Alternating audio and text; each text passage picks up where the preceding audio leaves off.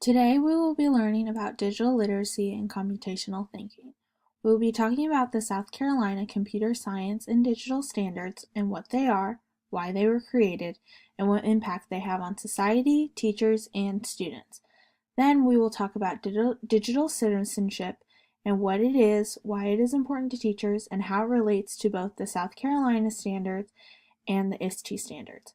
During this presentation, we will also watch a TED Talk about coding and how it is a key part of 21st century literacy, and look at an article and video that discuss digital citizenship in education. Digital literacy standards. So what are they exactly? The content standards that represent a balance of conceptual and procedural knowledge that specify the computer science content that students will master in each grade level.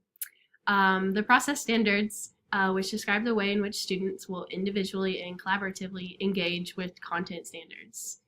The state standards were modeled after the K-12 computer science framework, which is a set of guidelines for introducing core computing concepts at every grade level created by a national coalition of technology and education groups.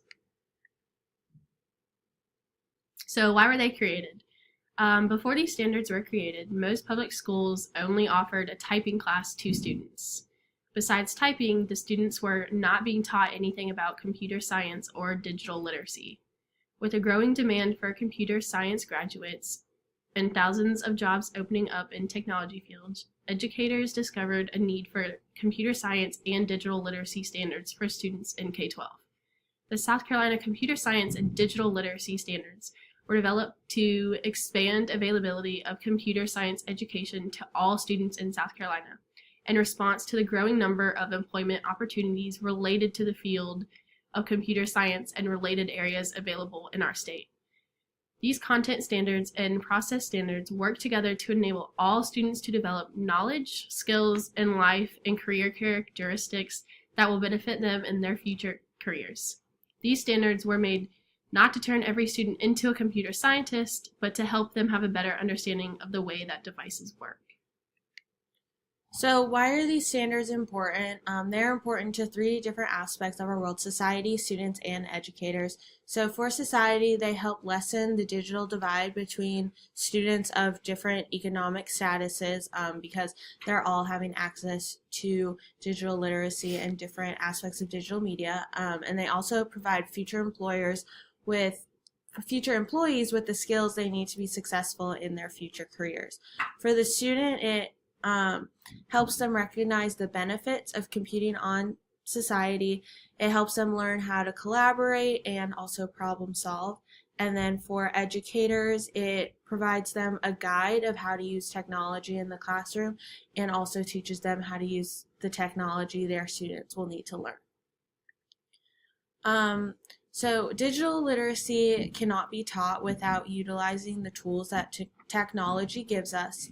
There are so many tools that teachers can use to teach their students digital literacy in the classroom. These are word processing tools, different apps, coding, things like that. And these tools can be used to teach students how to maintain e-safety, how to search and how to find information, how to utilize their creativity and critical thinking, and how to collaborate and develop a better cultural and social understanding.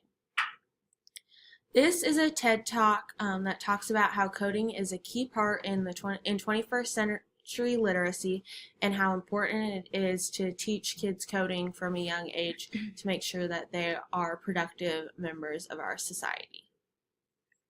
So now we're going to talk about digital citizenship. What is it and why is it important for teachers to understand? Digital citizenship includes the rules we follow to engage in an appropriate manner when using technology. Teachers need to understand what digital citizenship entails so that they can effectively show their students how to be a good digital citizen and help their students form a good digital footprint from the beginning. Their students will be using the internet to interact with others in the world and need to know how to do this in a respectful and effective manner. You can't teach something you don't understand, so teachers need to be fully aware of what the term digital citizenship really means. Examples of digital citizenship include not stealing others' work, identity on the internet, having responsible online purchasing decisions, treating others with respect, and using digital tools to advance learning.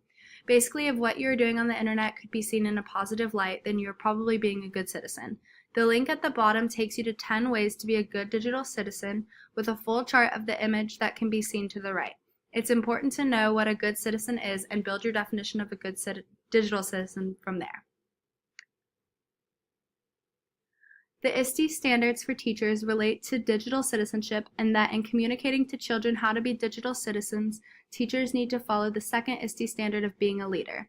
This standard states that educators seek out opportunities for leadership to support student empowerment and success and to improve teaching and learning. They shape, advance, and accelerate a shared vision for empowered learning with technology by engaging with education stakeholders. They also model for colleagues the identification, exploration, evaluation, curation, and adoption of new digital resources and tools for learning. The ISTE standards for students defines digital citizenship as students recognizing the rights, responsibilities, and opportunities of living, learning, and working in an interconnected digital world, and they act and model in ways that are safe, legal, and ethical. Digital citizenship is being addressed in many ways in South Carolina.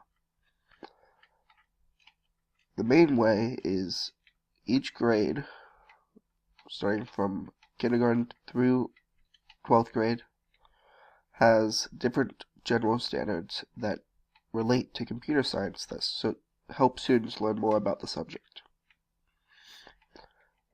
Digital citizenship relates largely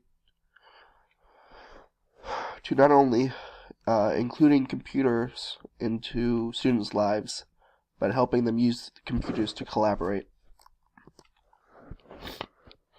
Not only that, but digital citizenship as a whole creates an environment to allow students to collaborate even when they're apart from each other.